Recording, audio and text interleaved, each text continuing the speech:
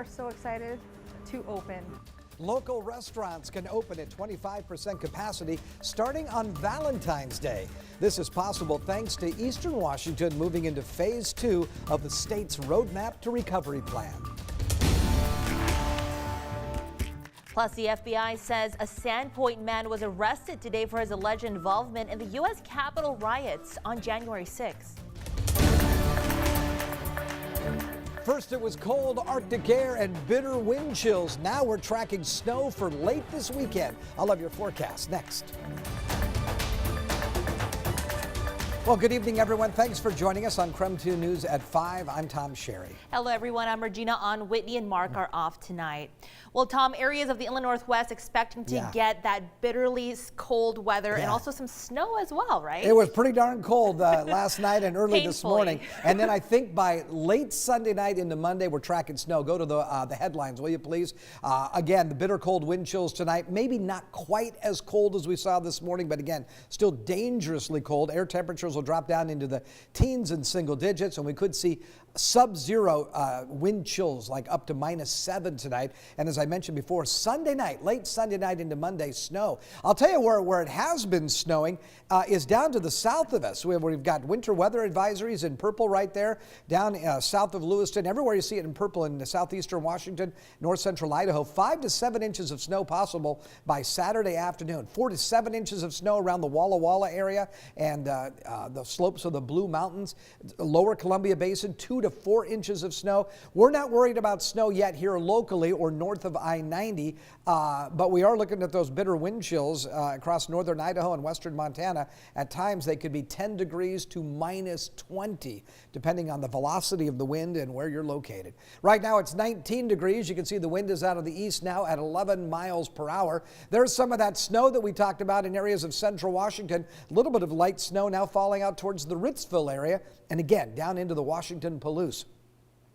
We'll look for overnight low tonight of 10 degrees. Tomorrow should see a daytime high of 22 degrees under cloudy skies. And then as we look at Sunday's forecast, we'll look for another cold morning with an overnight low of 11. Sunday morning, that's Valentine's Day, a high of 26, and then snow developing late Sunday night into Monday and through Monday evening. I'll check your 7-day forecast coming up in just a few minutes. All right, Tom, thank you. Spokane Mayor Nadine Woodward announced today that the City of Spokane and the Spokane Police Guild have reached a tentative agreement on a new contract. Yeah, police officers in the city have been working under an expired contract now for years. Ian Smay is live in the newsroom tonight with more details on the proposed contract. Ian.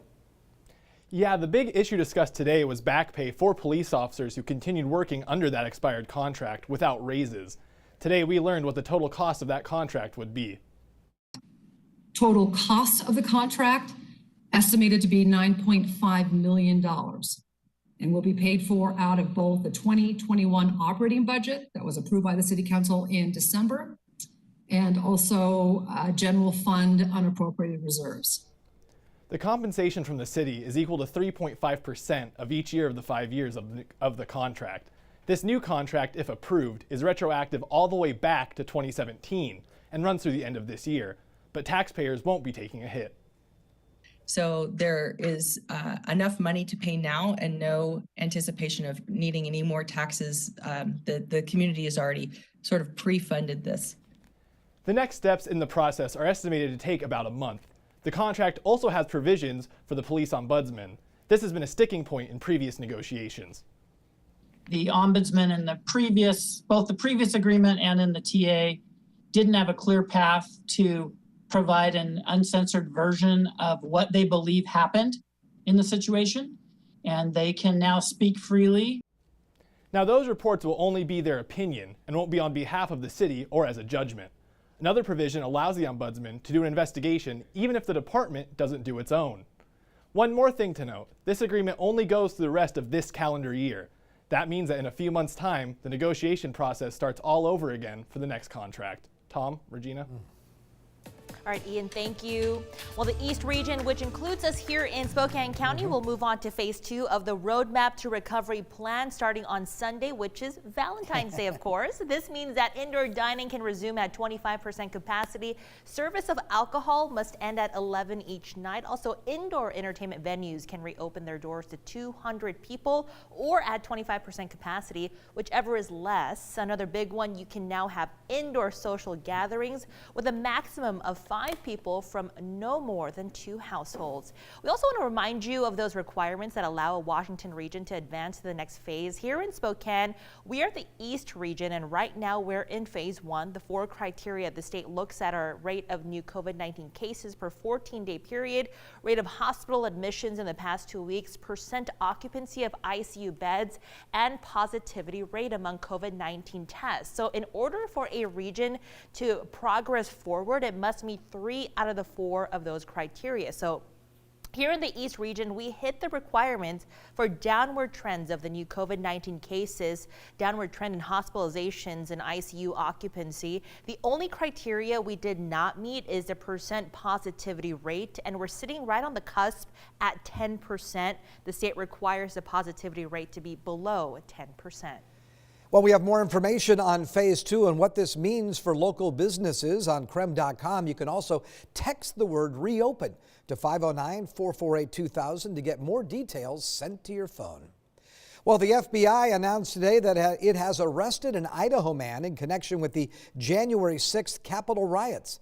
Michael Pope of Sandpoint faced a judge for the first time on 7 federal charges, including 2 felonies. Here's KREM 2's Mark Hanrahan with the very latest. As the U.S. Senate decides whether to impeach former President Donald Trump for inciting the violent attack on the U.S. Capitol, an Idaho man faced a federal judge today on allegations he was among the mob that stormed the seat of U.S. democracy. 32-year-old Michael Pope of Sandpoint is facing a total of 7 charges related to the riot, including 2 felonies. Federal court rules do not allow us to record the proceedings, but Pope did not say much during the hearing, occasionally responding yes to the judge that he understood what was taking place. Meantime, federal agents announced they also arrested Michael's brother, William Pope of Topeka, Kansas, today on the same charges. This is his booking photo from the Shawnee County Jail. For his part, Michael Pope is now the 2nd person from Idaho to be arrested in connection with the U.S. Capitol riot. Josiah Colt of Meridian turned himself in last month. Today, a judge ordered Pope released from custody pending his next court appearance. His most serious charge carries a maximum penalty of 20 years in prison. Lawyers for Donald Trump mounted their defense of the former president in his 2nd Senate impeachment trial this afternoon, using just 2.5 hours of the 16 hours that they were allotted. They deny that he played any role in the deadly Capitol riot and set to prove he always stood for law and order. Nothing in the text could ever be construed as encouraging, condoning, or enticing unlawful activity of any kind. Mr. Trump's team sought to distance the former president from violent rioters, and the defense played video montages of Democratic lawmakers in an effort to argue that they've also used heated political rhetoric.